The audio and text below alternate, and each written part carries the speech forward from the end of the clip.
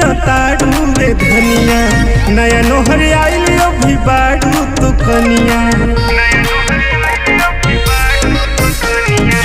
कहिला जीत करताड़ू रे धनिया नया नोहर आइल अभी बाड़ू तो कनिया 9 दिन भूखबू तो सुखाइए जैबू हो ना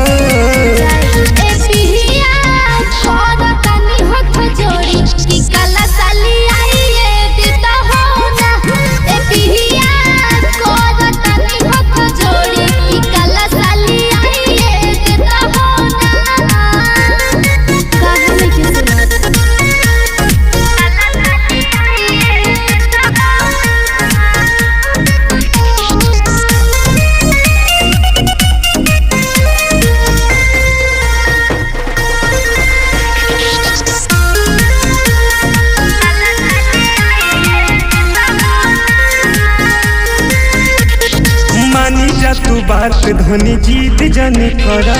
पैसा के कमी बाटे दम तू धरा माई के आशीर्वाद से सब पूरा हो जाए। पहला बेरी करतानी नवमी के पूजा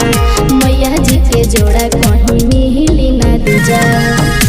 उठवा छुराई तू पतराइए जैबू हो ना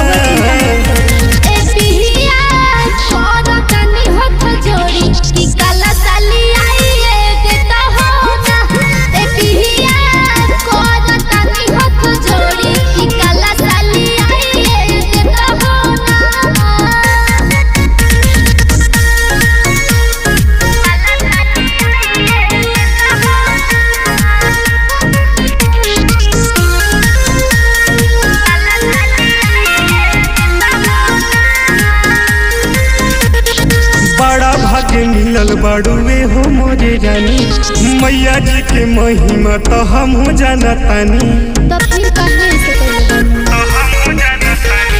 करब नवरात जिद ले बानी ठानी पियो जीते हमर बतिया के मानी सुनबू न बात तले आइए देहब हो ना